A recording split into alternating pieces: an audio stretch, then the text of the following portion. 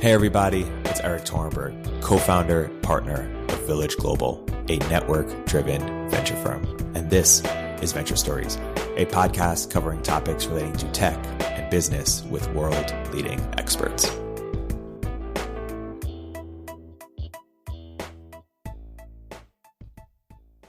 Alex Wang, founder, CEO of Scale, Qasar Younis, founder, CEO of Applied Intuition. Guys, welcome to the podcast.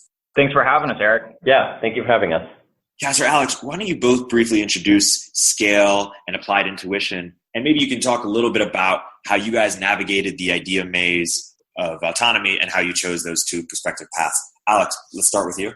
Cool. So Scale is an API for getting training data and validation data for machine learning purposes. So we partner with a number of companies in the self-driving space, from Toyota to Cruise to Zoox to Lyft, to provide them with accurate data in the form of annotated imagery or LiDAR data that they can use to build their perception and mapping algorithms. In terms of how we arrived at the idea, we actually came at this idea more from a deep learning and AI mindset than from an autonomy mindset. So one of the biggest barriers and bottlenecks in building AI and machine learning is getting enough data so that you can power your very data-hungry algorithms. So we set out to sort of solve that problem before we knew that this would be heavily applied to the autonomy space. So we built this solution that helped machine learning engineers get more data to build their algorithms.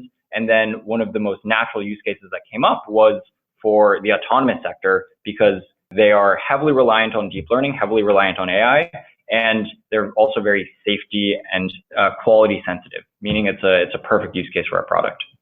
So this is Qasar. Our company is Applied Intuition. Applied provides simulation tools for specifically for autonomous vehicle development, and kind of more broadly, the tools around accelerating AV development. So many ways our customers really look at us as kind of an IDE for AV development. In terms of how did we kind of come up with the company and come to the idea, it is tied to mine and Peter, my co-founders' backgrounds. Both of us are automotive natives, Michigan natives. Specifically, I worked at General Motors and Bosch for a bunch of years. I went to GMI actually undergrad. And when we saw autonomy we were both at Google, and we saw autonomy and we saw chauffeur specifically, which ultimately became Waymo. And we felt, okay, this is gonna be huge. And this is before all the companies we kind of know are in the ecosystem. This is before Cruise and before Argo and Aurora, et cetera, the companies that are now in the autonomy ecosystem. And we started thinking about what are interesting things. This is like 2013 that could be built. So we looked at vertical and horizontal companies. And ultimately, when we looked at horizontal companies, we concluded that there was just this missing, really missing puzzle piece in autonomy development. I think whereas Alex came at it from the AI ML view, we came at it from specifically the autonomy viewpoint. And that's how we land on simulations. You know, if you're an automotive engineer, you use simulators. It's a part of development. One of the probably underreported stories of how very technical products get developed. If you're developing an engine today, or an air turbine, or a wind turbine, I should say, you're not doing it, with paper and pencil. And even CAD, just traditional CAD, has its limitations. Simulation plays a really important role. So we saw the opportunity. The way that we actually investigated, and I think that's for future founders who are probably listening, trying to glean lessons from us. The way we really kind of fell on this business is we wanted to really ensure that this problem was a real problem, that it could be done as a standalone company, that customers would pay money for this, and there's a lot of customers, and ultimately, does it fit into a larger thesis? Our larger thesis at Applied is there are going to be tier one software suppliers that are in the automotive business. And so autonomy is just the beginning of kind of that transformation of the automotive business from a hardware business to ultimately a software business. We drumbeat the idea of the software car and us being really integral to the software car. So simulation also, sometimes people mistakenly think of it as you do it once and you're done. And it's not like that. You're doing algorithm development on an ongoing basis, even when you have vehicles in the road who are successfully navigating vast majority of the operational design domain that you have, the limited one that you've maybe set up. And as you expand that ODD, you're going to continue to use simulation. As you change vehicle models, you're going to continue to use simulation. And so there's a really nice tie-in from the AV engineer's desk and using the simulator and IDE and all the way into vehicles. That's roughly kind of the arc of what we saw and how we got here. Yeah, and I actually see a lot of parallels that you're saying between similarly, like labeling is an ongoing problem. People think it's one and done. I think that's a general mistake that actually people have about thinking about very hard technical problems. Is they think that like all of the components of the problem you can sort of solve once and then you move on. But I think one of the themes, I'm sure we'll get to this, is that autonomy is just a very hard problem, a lot of surface area, and all these problems are really evergreen, really ongoing over time. Yeah, I mean, one of the simple analogies is like, is Google Maps done? You know, I worked on Google Maps for a bunch of years. Like, no, Google Maps is there's like releases of Google Maps all the time. It's just like, generally it's done in the sense that there is a product available you can download and navigate through, you know, Sunnyvale, San Francisco, wherever. But in terms of that product is constantly evolving. And that's one of the powerful, you know, things about software is when you ship it, you can still actually make changes to it. Unlike, you know, let's say a hardware product or a wearable where once it's out in the market, it's very hard because you're constrained by that hardware. Yeah. While we unpack a little bit further, Qasar, why not pursue the Zoox approach or the Aurora approach or the Cruise approach, or what do, you know, people, the founders who built those companies believe that's different about the market or about the opportunity than perhaps you did? Yeah, so each of those companies have a very different approach. Superficially, Zoox, Aurora, and Cruise look similar. They actually have very, very different approaches, and the founders have very different experiences and approach the problem in very different ways. So it's very hard to generalize. But my guess is what you're saying is why not a vertical company versus a horizontal company? Kind of, we're both horizontal companies. There are some structural advantages to building horizontal companies. So number one, there are huge advantages to building vertical companies. So I don't mean to that it's not a good business.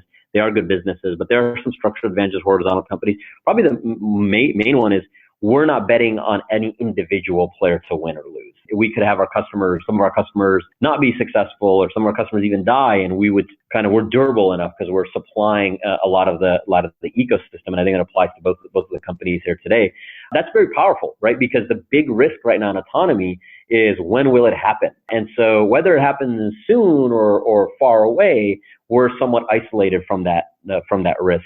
I think there are also other structural advantages. I mean, horizontal companies or infrastructure companies are not new. I mean, every kind of wave of a technical development within the Valley has had huge, massive horizontal companies. And probably the main reason is when you have a group of people, a small group of people that are focused on a specific problem, they can share that R&D cost across a bunch of customers.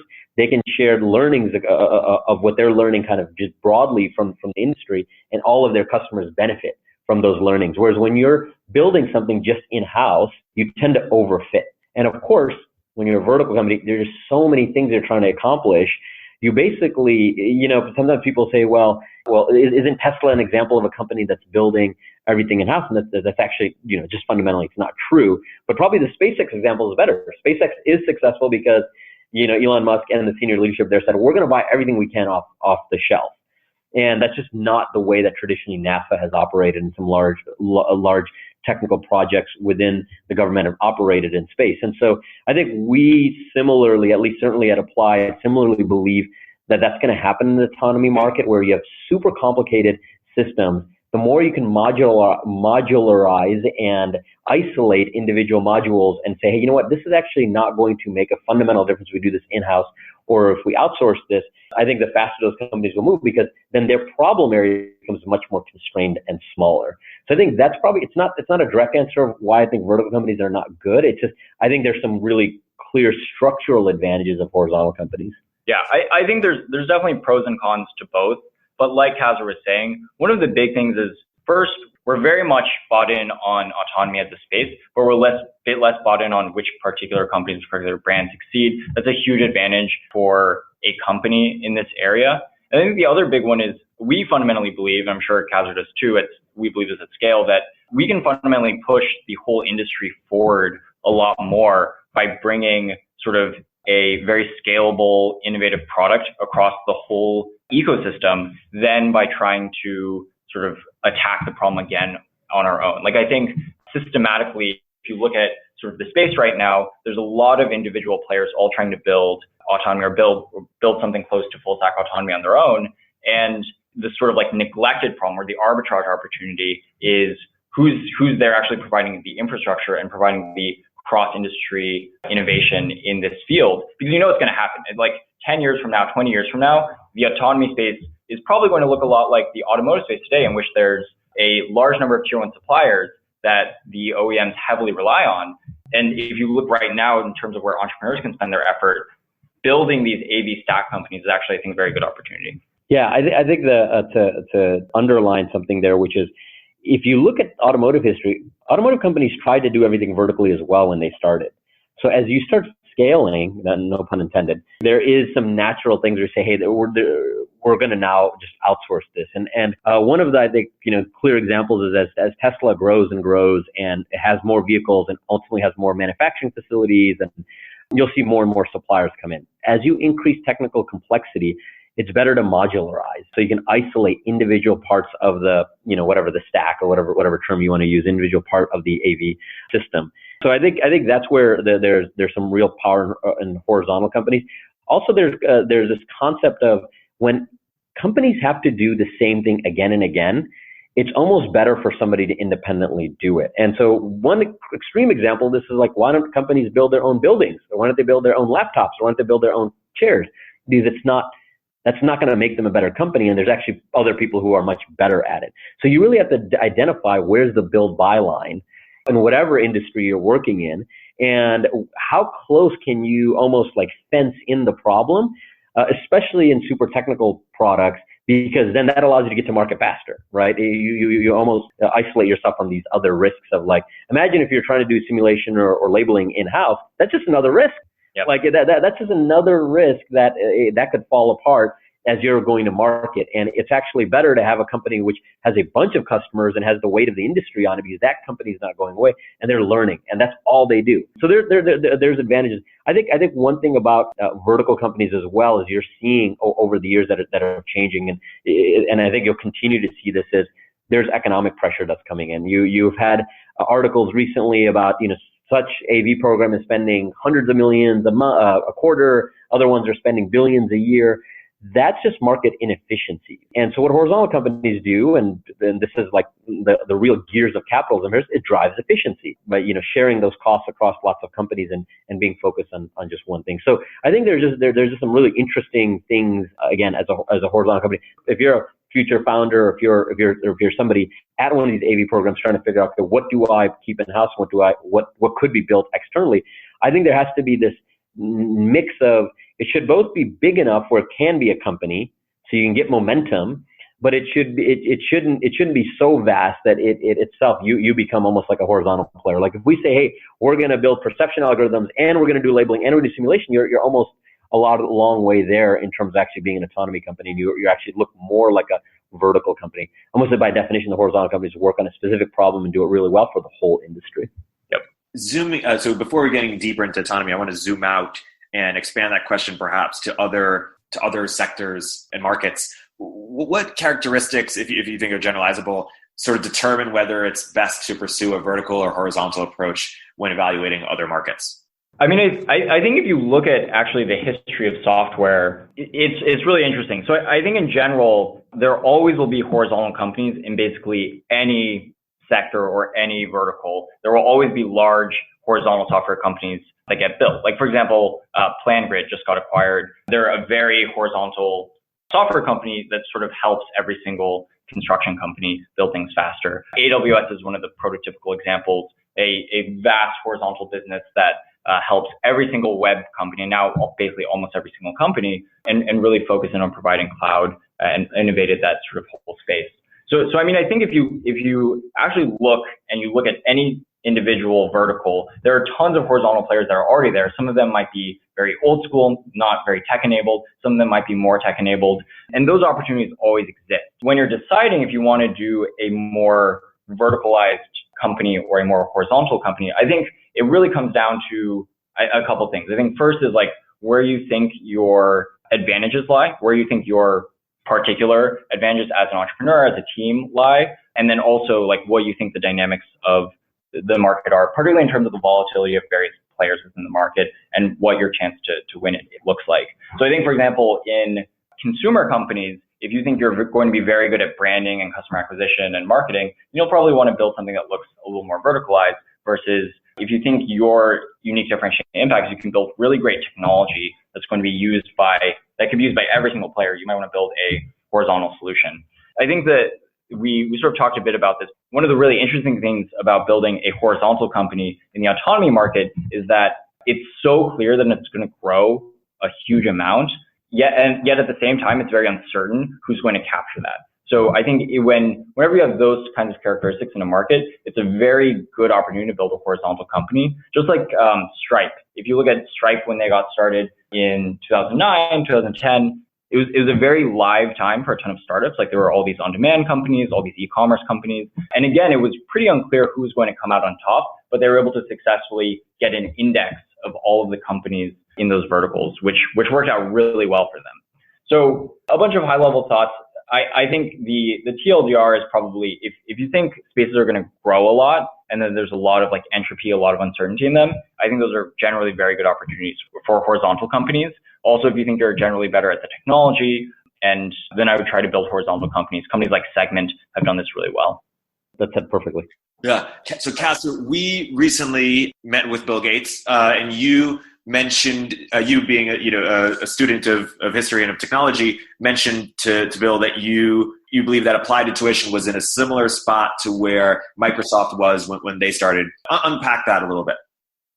Yeah, I think, talking about vertical and horizontal companies, Microsoft and Intel are classic horizontal companies, right? The vertical companies in that time frame, this is the 1980s, Microsoft and Apple we're talking about, and Intel, was the Apple personal computer, the personal computers at IBM, and a bunch of the clone manufacturers, Compaq and Dell and many other created, and Windows and Intel kind of sat across the industry. And it's just like Alex was saying, you don't know where the PC market is going. There's some technical complexity there. There's volatility there. And those companies did particularly well.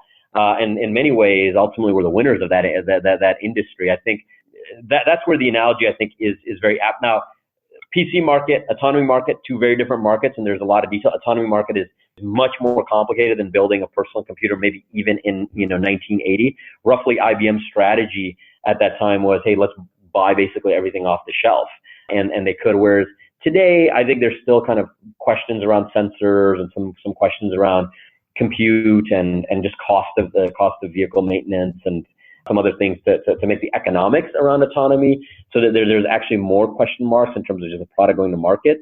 And of course, it's not a solved problem. Nobody in 1980, 82, 84 was wondering, is there going to be a PC? I mean, you can still have a pretty healthy debate today about what is autonomy, what does autonomy look like, and what's the timelines for autonomy. And anytime you hear opinions, ourselves included, in a new market, people, have a viewpoint and then they're driving hard for that viewpoint. When like one example is when people will drumbeat and say, well, autonomy is 10 years away or 5 years. I really always want to understand what's their role in the business. If you're the industry leader, without saying any names, if you're the industry leader, you almost have an incentive to say it's 5 or 10 years later, because that almost detracts people from entering the space, and it detracts investors from putting in the space. Let's say the opposite was true, that autonomy is definitely going to happen, and it's definitely going to happen next year. There would be a land grab happening. There would be an incredible amount of capital coming in, people coming in, and so you have to really kind of separate out the motivations. But the point here being, autonomy is different than the PC market, but there are some similarities, and I think that the Bill Gates conversation really was just underlining some of the points we've talked about earlier of hey, we all know autonomy is going to happen, and so what's the best way to extract value out of that economic system while isolating risk? And that's really what that's what business is, right? Risk and reward management. Cool. So why don't you guys unpack a little bit about what is the current state of autonomy? Where are we right now? And how has that perhaps evolved over the last 3 to 5 years? Sure. It's a very exciting time for autonomy. That's sort of the headline, in that I think, like we were saying, it's very hard to predict what exactly will happen, but it's clear there's a lot of activity and a lot of very, very smart people working on the problem. So in general, I think you look, there's definitely a couple front runners on the technology, people who have been able to invest both a lot more resources have like much stronger financial backing to invest in the problem. Cruise and Waymo are generally the folks that you sort of see as the two front runners in the space. At the same time, you have a large OEM industry, a large auto industry that is, I would say, tentatively looking at the industry and figuring out where they should be placing their bets. So the OEM industry is selectively partnering with some of the autonomy startups. They also have their own programs. So they're definitely playing a mixed strategy. They don't want to be, they want to have a very safe strategy such that if and when autonomy ever occurs, that they'll be in a safe spot. Meanwhile, you have all of these autonomy startups who have really incredible teams. Some of them are able to attract large amounts of capital and really able to work on the problem quite a bit. And so I'll just say broadly, you sort of have mostly within Silicon Valley, a large number of tech players. And then there's the OEMs who are in the US or in Europe or in some in China, who are sort of taking a longer view, I think, on the autonomy space and taking a longer view on the technology.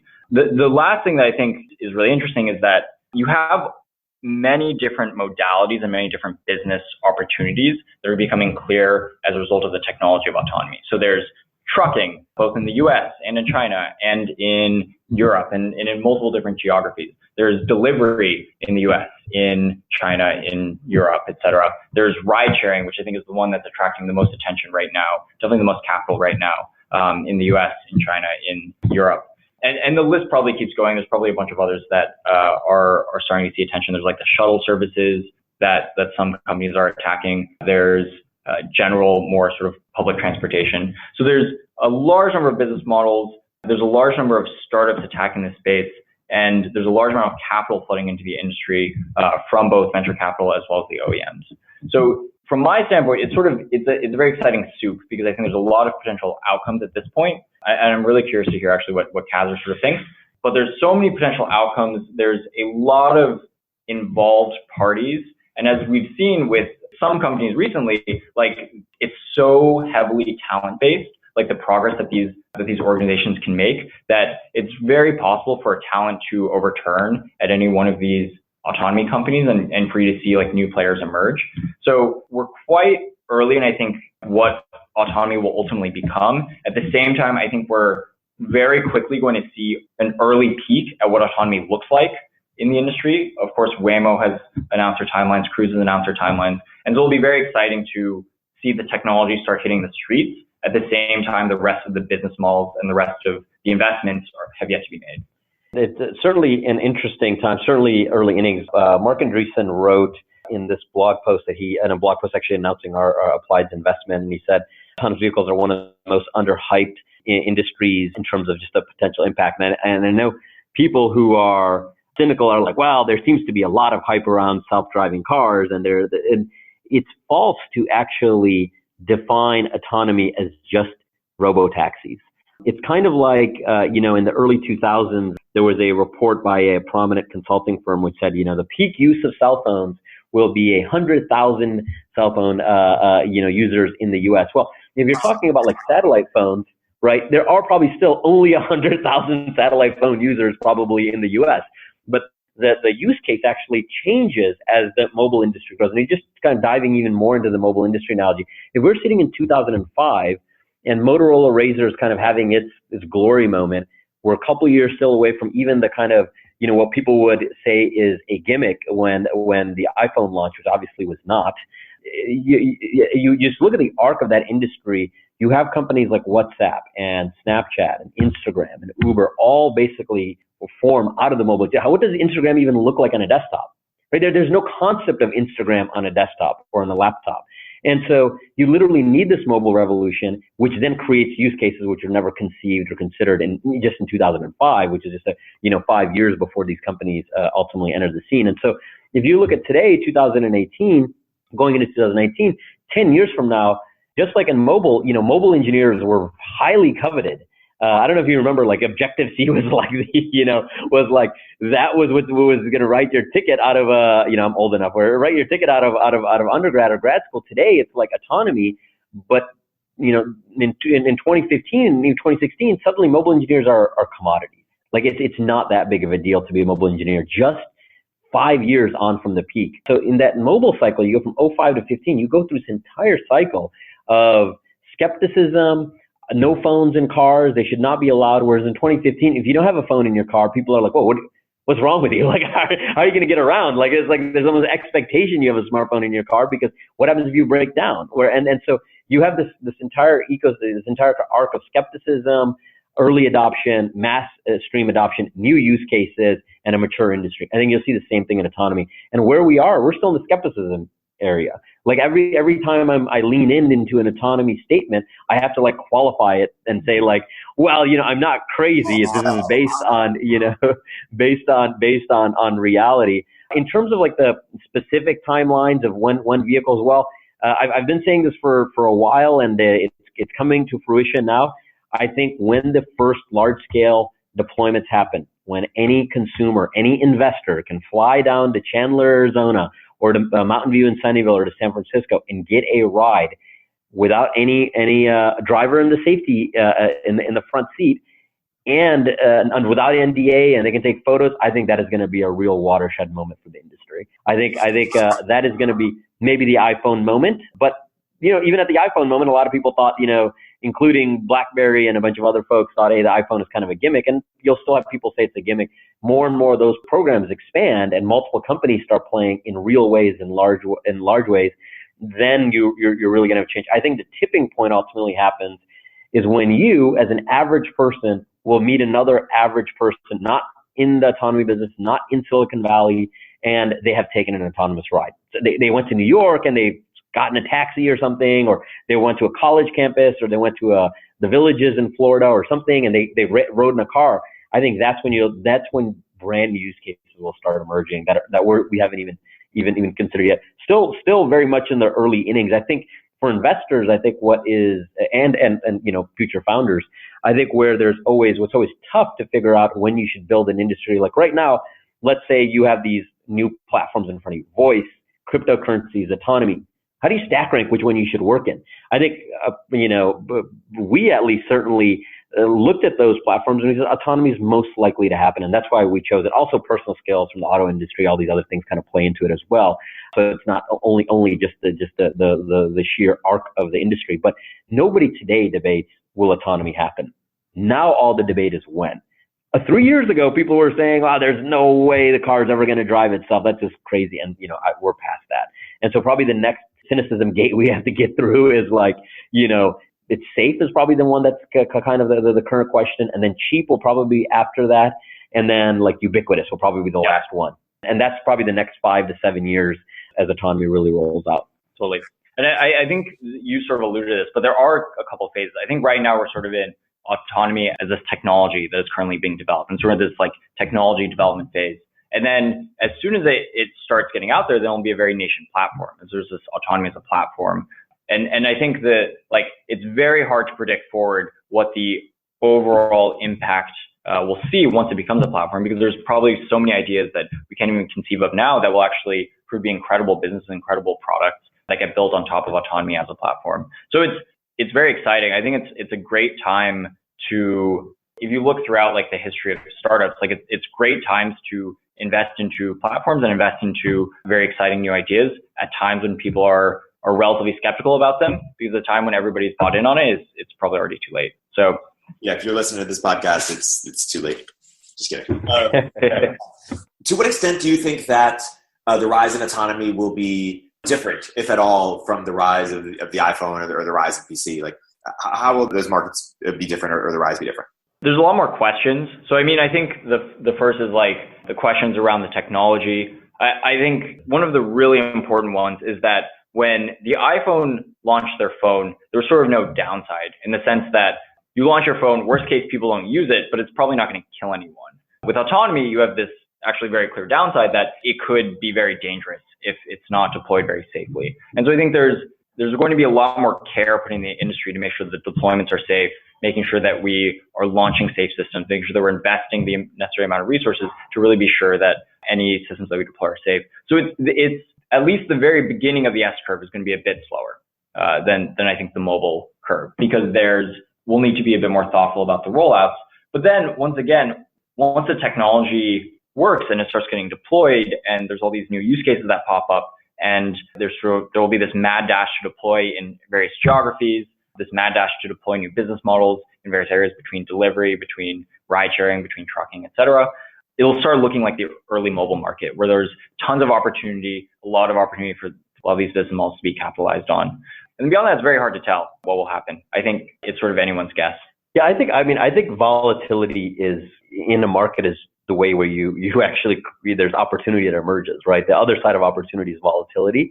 And I think you'll continue to see volatility. I think the way that it is different from, and this is really probably a controversial statement that I'm going to make, is I think it's going to be bigger than mobile. I think if you just look at the dollars that are put towards mobility and transportation as a whole on a day-to-day basis, spent some years at Google, and one of the famous kind of Google Larry's sayings is we should build products that are like toothbrushes that people use multiple times a day. The key point about toothbrushes, they're super cheap, and toothpaste is a commodity. Autonomy, on the other hand, or mobility, is both something that you use often and as just huge markets. And so it's very attractive just in terms of if you're gonna attack a space. I was an investor before and at Y Combinator, and one of the things that I think we really saw in companies that in terms of if you're a founder, you never want to build a company in a small market. And this is the opposite. This is clearly a large market. So it's like in this large pool, now where do you want to swim to? Which lane do you want to swim to that has the most amount of immediate opportunity with the context of the accordion, of like what are the timelines? Because the timelines are being debated. And that is different than mobile, right? Whereas I think in 2007, where you can just talk as the iPhone is the beginning of the modern mobile age, I think it's just very, very difficult to imagine a $20 billion outcome from a messaging company. And to be honest, I was working on my last startup was a messaging startup in 2010, right? And so I remember people would ask us like, oh, aren't all messaging companies like, there's already texting. They're going to be a messaging company. That was before WhatsApp. That was before Snapchat. And so I think this can be bigger than maybe some of the biggest industries Silicon Valley has ever seen or / disrupted or touched. And I think like some of the things that Alex said, it's fundamentally different because you're dealing with atoms and not just bits. You're dealing with products that are being moved around, cars that are being moved around, and so their safety becomes a real bullet point that you have to design for.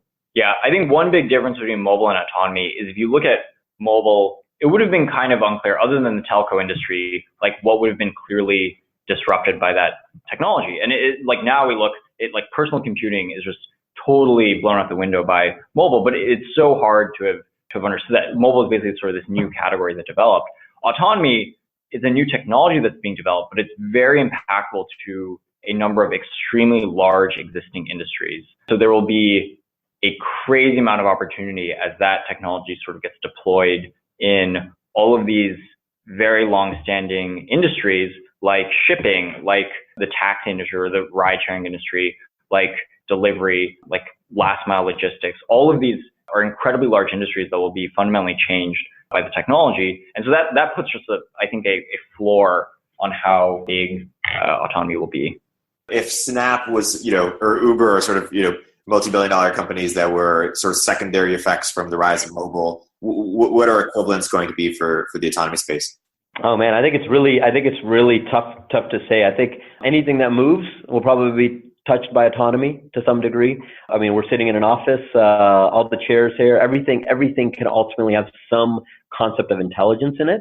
And that's the real far reaches, right? I think the reason people don't talk about like self-cleaning, conference rooms is because the bigger fruits are just so obvious. Like self-driving trucking is just so obvious, the economic, value that can be derived from there. And I think you will spend a long time just extracting efficiencies out of the market there before you start getting to the real edge cases. I think it's really hard to tell. I think it's really hard to tell.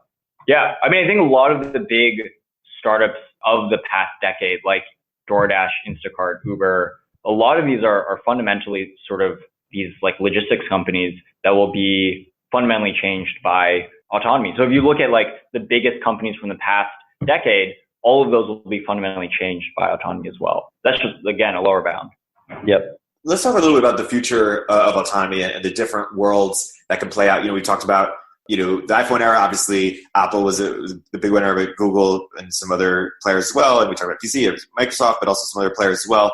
In autonomy, there's a lot of sort of existing players, the OEMs, GM, Chrysler, et cetera, and many others. Then there's obviously big companies like Google, Waymo, Tesla, Apple. And then, we talk a little bit about, things like Zoox or new startups. What are the different worlds that can play out in autonomy, and what sort of things need to be true for certain types of players, talking abstractly, to win?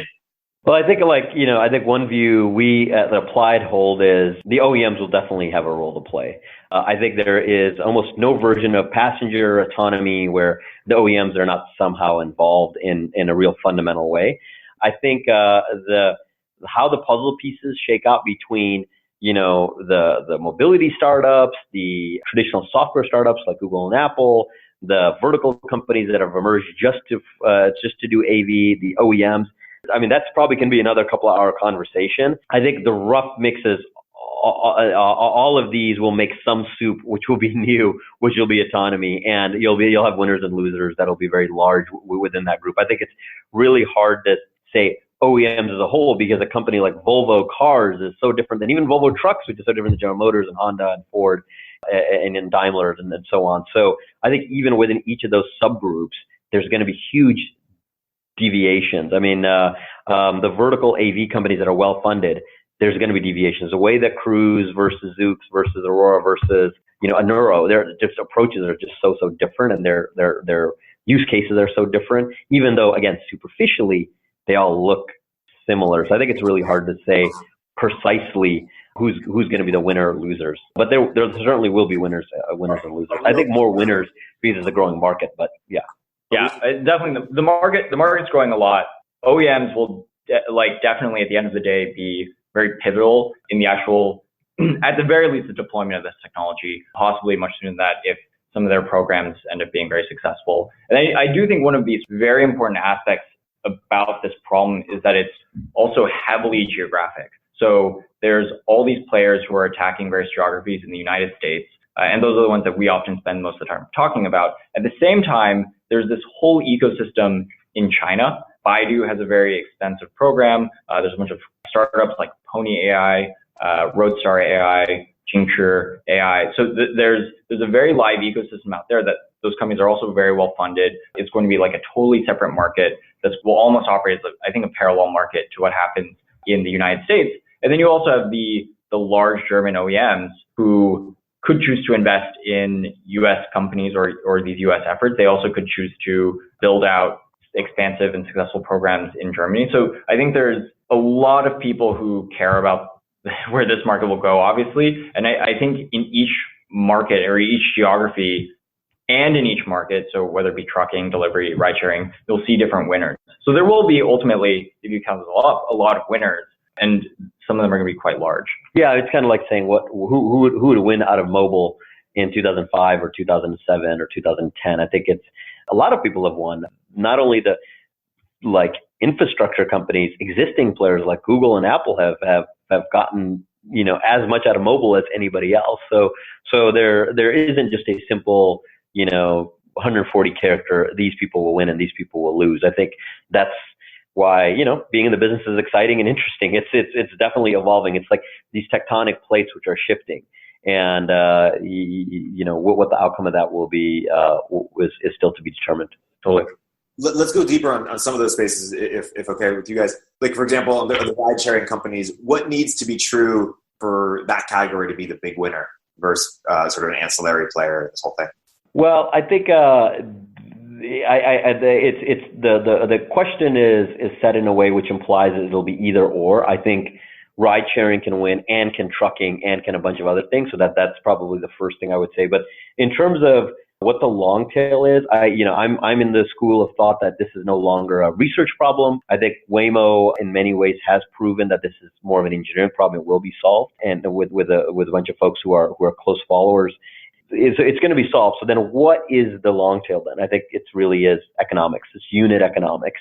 So a car that you drive yourself, that you own, that's some 50 cents a mile in terms of cost. A ride share is maybe in the dollars in terms of per mile. what does it have to be in terms of an autonomous vehicle that's a robotaxi? Well, guess what? Consumers actually don't care if it's an Uber driver or an Uber ATG car. They just care about the price. And so I think the key, the long pole there is just economics in terms of who will be able to drive down price. And just as a selfish plug, the easiest way to drive down price is to outsource things which are not core to your development because it's just cheaper. And that's the market efficiency. So I think Alex and I both see just from our customers that price is important, like in all economic systems. And so what you'll see is really the downward pricing pressure from the end consumer who has ultimate pricing power in this equation, or the end buyer of the trucking, logistics, product, et cetera. And so when you see that downward pricing pressure, that means downward pricing pressure on everything in the stack, including sensors and including the vehicles and the cleaning and the maintenance and the entire infrastructure and ecosystem around it. So I think that's, to me, in my mind, that's the long tail. Yeah, very much so. I mean, today it's very much so a technology game, but once these deployments start coming out, it'll be very much an execution game, and seeing who's operationally excellent and who is able to, like as they're saying, like successfully drive down their own cost structures such that they can run these fleets very profitably. Are we going to own our own cars in the future? And broadly, what's going to be the role of brand? Well, I think the issue with that, view that are we going to own? I mean, people own horses today still, right? So it just depends on it's the annoying thing. Every question's answer is really it depends, and so it depends on what you really mean in terms of owning. You could have the way that we own current cars today. I do think so. I do think that out of just the luxury product that people will want to have their own vehicle that has their own creature comforts and their own things in it. Yeah, there will be a subsection of the market. Now, where the debate really is that going to be single digit percentages? Is that going to be high double digit percentages? I think that's unknown. Economics would drive towards a sharing model, because that's just where you're, again, sharing the costs and maintenance across lots of people. And of course, you get flexibility in return. Again, if it's cheaper to share than to own, then people will share. If it's cheaper to own than share, people will own. So the question really becomes like, what is going to be the natural end state? I think in terms of will brands matter, this probably is my Detroit auto experience talking here. The difference between, a lot of Silicon Valley views of autonomy and kind of the Detroit or Stuttgart or the I would say traditional automotive views is automotive companies will always drumbeat brand, because I think it's true. I do think it's interesting in Silicon Valley, people are like very proud to own Teslas, but somehow can't conceive and project like people would be proud to own like a Ford F-150 or a Subaru or, a Honda, a Honda Civic or something like that. People have affinities, and they have the vehicle that they own projects a certain brand. A BMW says something about me, which is different than a Volvo station wagon. And so, yeah, I think brands will continue to exist. I mean, it's really like, what products do we use on a day-to-day basis where you don't care about the brand at all? Even water, people care about the brand, right? And that's like a true commodity, right? So I think brands will continue to exist because they project something. But again, we're really talking into the future that we, at least I certainly have a hard time kind of putting my finger on. Yeah, I would agree. I mean, I think in general, any consumer like spend item, brands matter a lot. So it might actually be different in like for example, the trucking industry, because it's much more B2B driven. So it might matter a lot less there, but even in ride sharing, brand matters a huge amount, right? But I could say you could even make an argument on B2B trucking, like those legit providers, they look at certain bodies the Volvo trucks have a certain reputation, Peterbilt has a certain reputation, et cetera. Daimler trucks they're a bunch of these companies own each other, so I don't exactly know who's independent, who's not. But the point is, I think even in a B2B context, there is some sense of brand. Probably like, a good example of that. I remember in the early days, people were saying, well, how's Stripe going to be successful? There's already PayPal, and Stripe put out a good product, fundamentally a easier to use payment platform, but then they created a brand around that. And so brand does matter. Brands do say things. I think brands will continue to have. Yeah, it will definitely matter. And it's a very safety sensitive purchase. So it'll feel, it's an important purchase, like which autonomous fleet you end up riding in. So they will certainly matter. I'm definitely of the perspective though, that the overwhelming dominant force in the industry is just going to be pushing down cost curves. Yeah. And so brands will matter to the extent that like on the margin, brands will matter, but there will be this massive push for decreasing costs, and operational excellence at the end of the day will dictate more who wins than their ability to build brand. Yeah, the one thing to add on to that is if you look at how the American population is basically, what the demographic of the American population is, something like 2/3 of Americans don't have more than one, paycheck worth in their bank account. Those are the people making decisions, consumption decisions. That means they're price sensitive. I think sometimes, especially when you work in high tech among a lot of highly educated people, working in really nice offices with lots of amenities, you forget that is not the normal. Silicon Valley is not the norm in America. So it's like obvious, I guess. Maybe again, that's my Detroit speaking, but it is worth underlining that the reality that you're going to be price insensitive is not the truth for most people. Also, secondary in terms of demographics, something like 60% of Americans live in suburbs. The rest split roughly between cities and rural areas, and how autonomy is seen in those three different geographies is very different. Just like how everything is seen differently, a lot of the products are seen differently, and entertainment is seen differently, and everything else we consume is seen differently between the suburban demographic versus the rural versus the urban. And so I think that's kind of an under talked about thing in autonomy, but I think all of that is related to cost curves, and everything has to be cheaper. Cheaper is important. The magic three things, if you're a founder, you're trying to build a company, you want your solution to be cheaper, safer, and more convenient. If you can get those three things, your product is probably going to do very, very well. But is it possible that, like the iPhone, and I guess this is the argument maybe for Apple or Tesla in autonomy, that people who can pay will for a better, more beautiful product? It's a bit different because it's such a repeat purchase. Like if it's a robo-taxi, for example, you're going to be making that decision every day. And so... Unless you have a subscription. That's true, unless you have a subscription.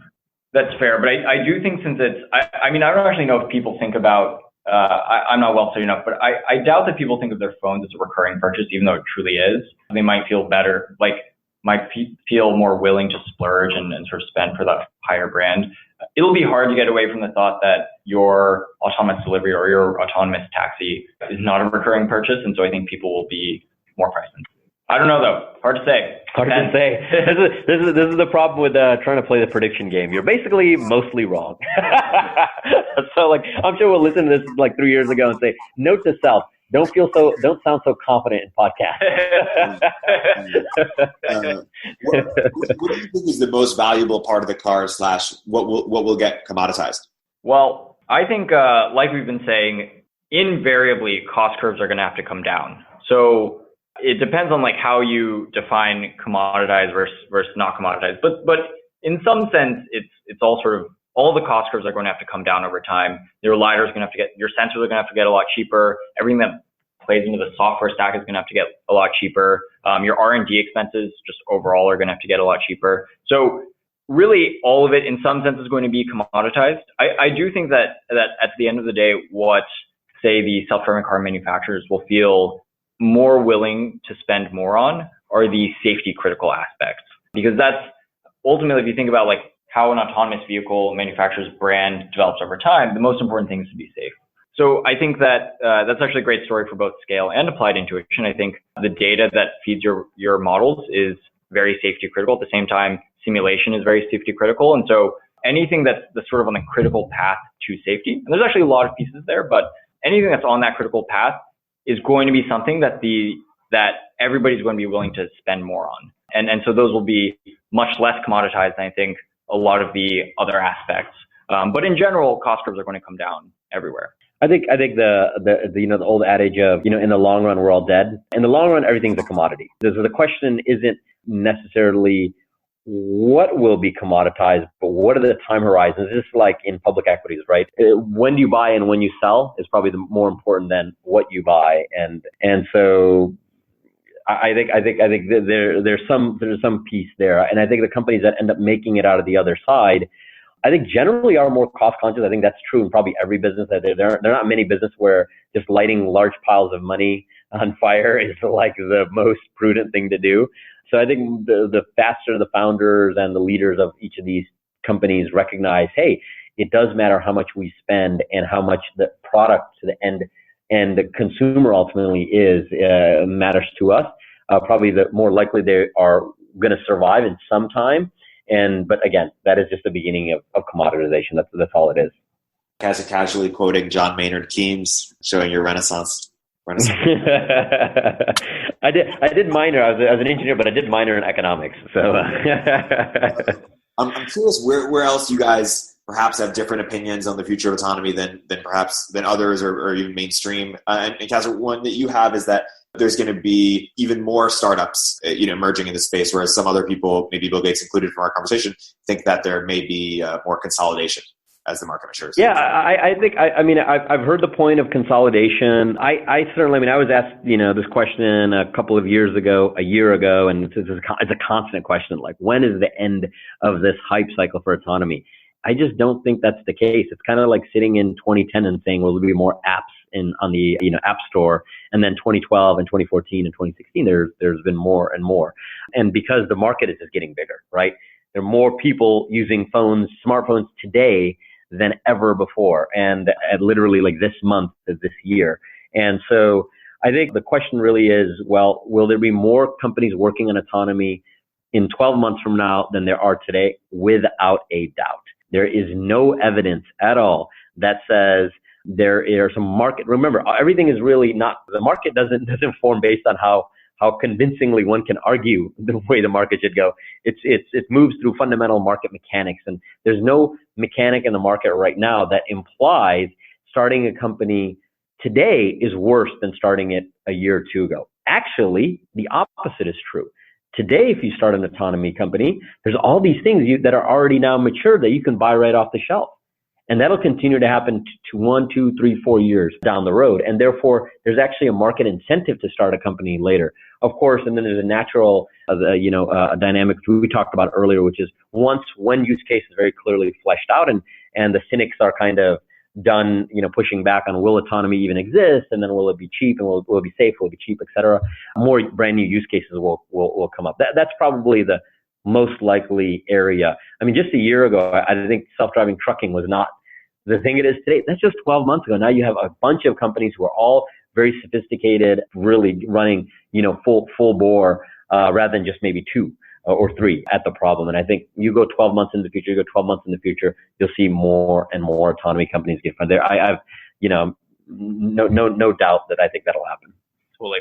I agree with this point, which is like, if you thought about the autonomy problem 2 years ago, for example, you would have thought the front runners are Apple, Uber, and Waymo, what at that point was still Google X.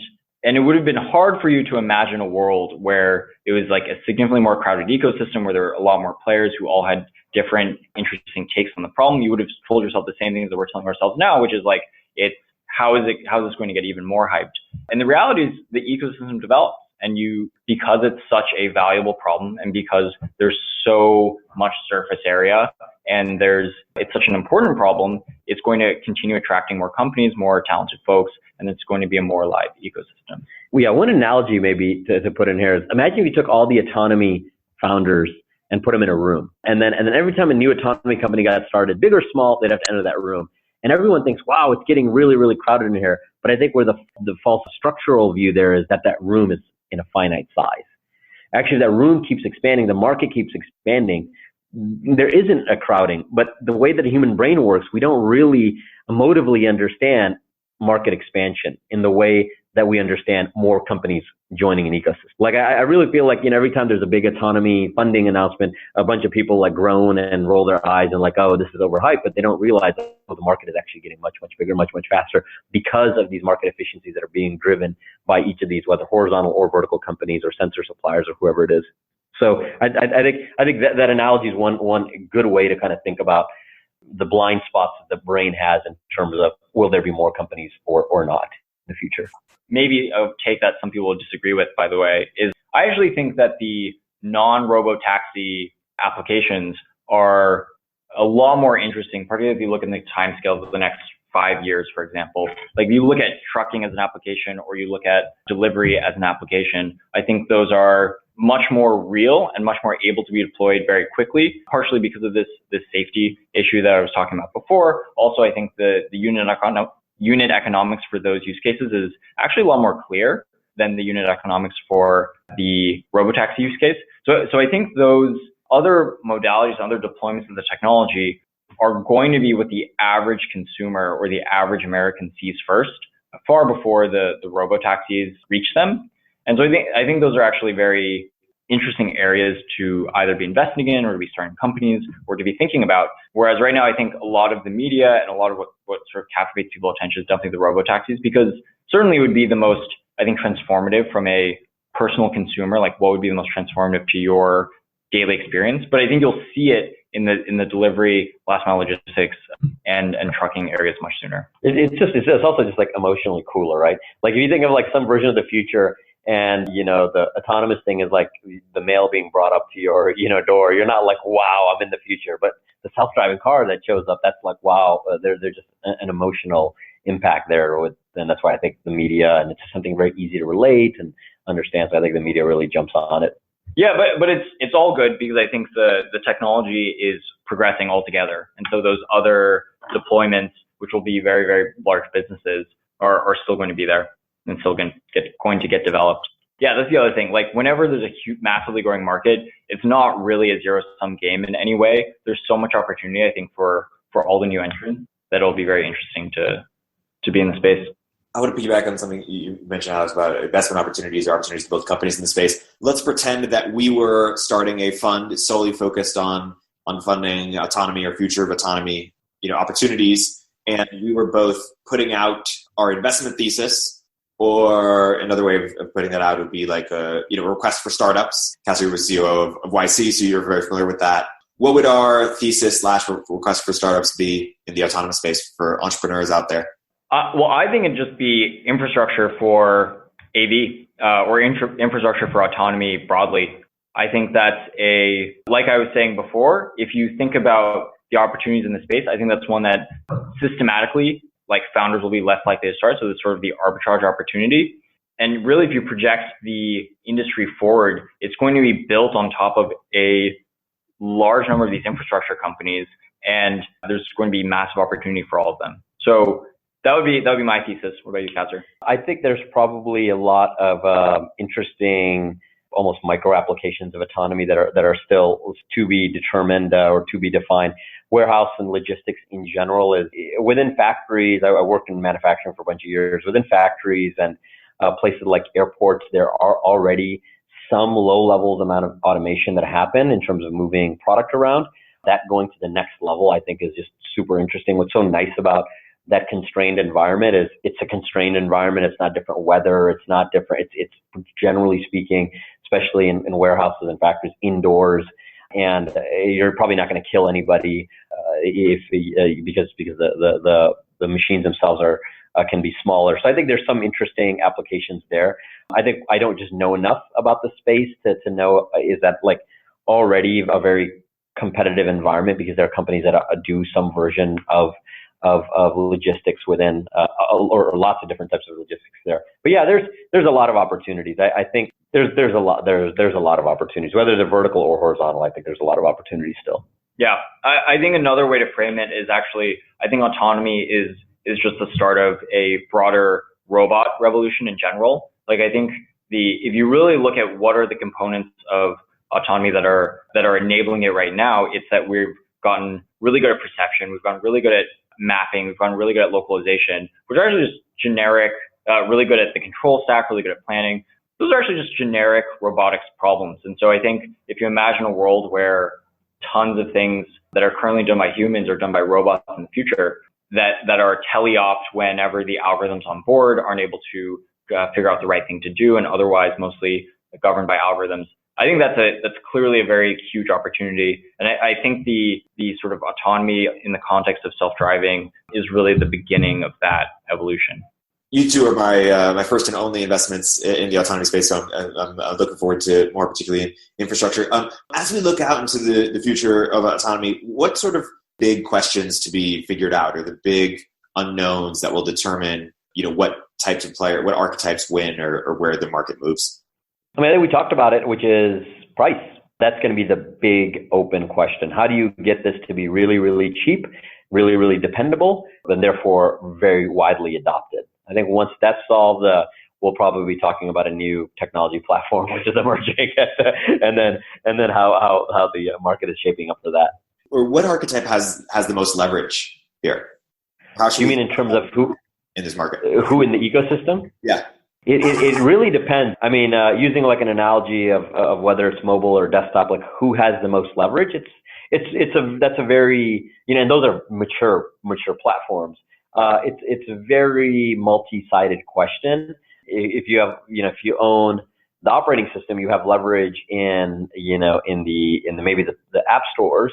But if you are an app, you have leverage because you're independent of individual distribution. You don't have to depend on Android or on Apple or anything else. So I think leverage is not a zero-sum game. It really depends on your relationship to the market, what strengths you have, and how can you use them to extract value. Totally. Talent right now is very constrained or is constrained. I think you'll see that opening up more and more just as you see more and more engineers being interested in the space. And so we're probably at peak talent crunch right now.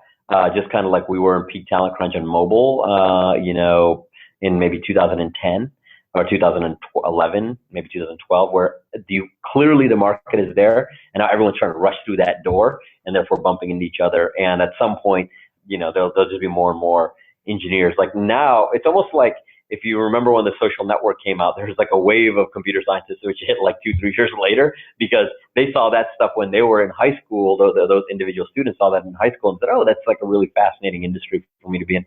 And so we're going through that kind of wave right now where a lot of people are getting interested in autonomy, but some are graduating already. But you'll see kind of waves of new engineers that are already familiar with ROS and like all the basics of what an AV is or the basics of robotics.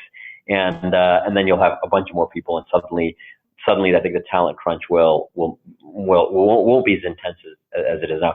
There's always a talent crunch. I mean, in Silicon Valley in general, there's always a talent crunch, but I think you'll see some relaxation there. Totally. Yeah, I would totally agree with that. If you pull the smartest kids coming out of the top schools right now, they're probably like almost all going into machine learning or autonomy for technology companies. And that's really a sign of the times.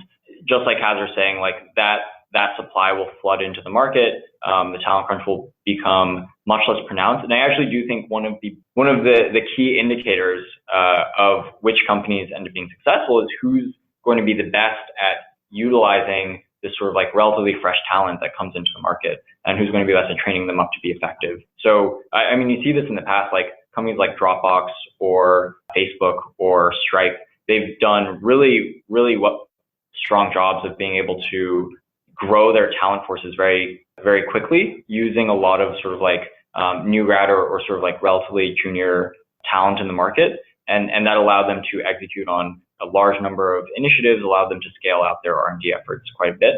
And so I think similarly in the autonomy space, you'll sort of see which companies are able to take advantage of that talent arbitrage and then come out on top as a result. And, Keith Boy has this adage that you learned from Peter Thiel of if you're a new startup, you have to identify, new talent or undiscovered talent, as you just mentioned, Alex. Qasar, you're Applied Intuition is a new startup, but you've been in the Valley for a long time and have been able to recruit sort of a world-class team that other big competitors are also trying to recruit.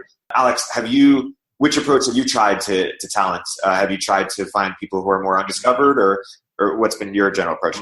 I dropped out of MIT before starting Scale, so I had a clear first advantage, which is you can hire smart kids out of MIT, which always pays off more or less.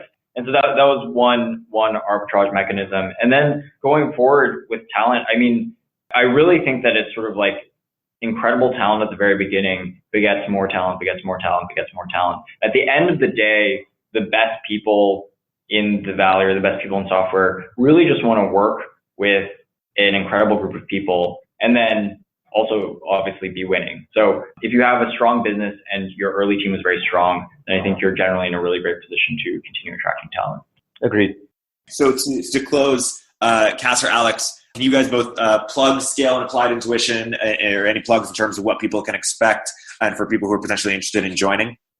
For Applied specifically, we build really, really, really complicated software. And if those technical challenges are interesting to you, we're an interesting company that overlaps both kind of the lab model of we're a small company, relatively speaking, in the AV business with very, very senior engineers. Vast majority of our company is actually ex-Alphabet, so Waymo, infrastructure, Maps, Android.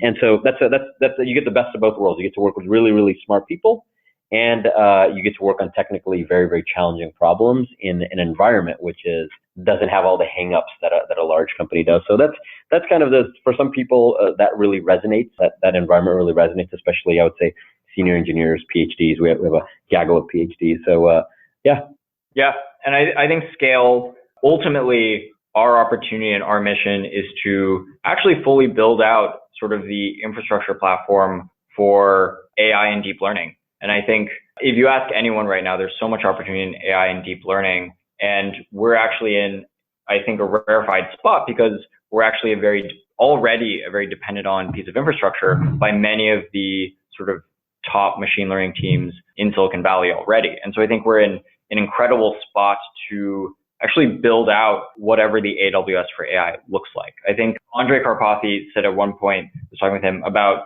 which companies are sort of in the best position to build out the IDE for deep learning. And Scale is actually, in his eyes, one of those because of like our path to date. So I think the real opportunity to be joining Scale is, hey, you can come work with an incredibly smart bunch of people. Don't take my word for it.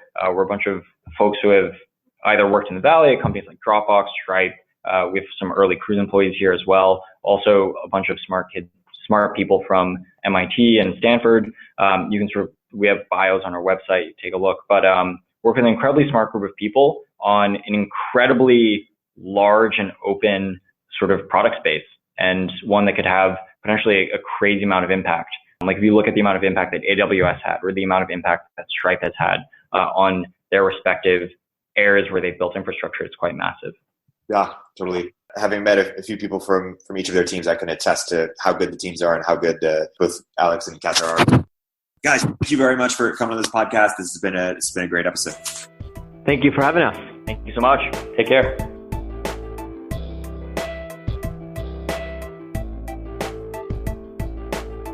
If you're an early stage entrepreneur, we'd love to hear from you. Please hit us up at villageglobal.vc/network catalyst.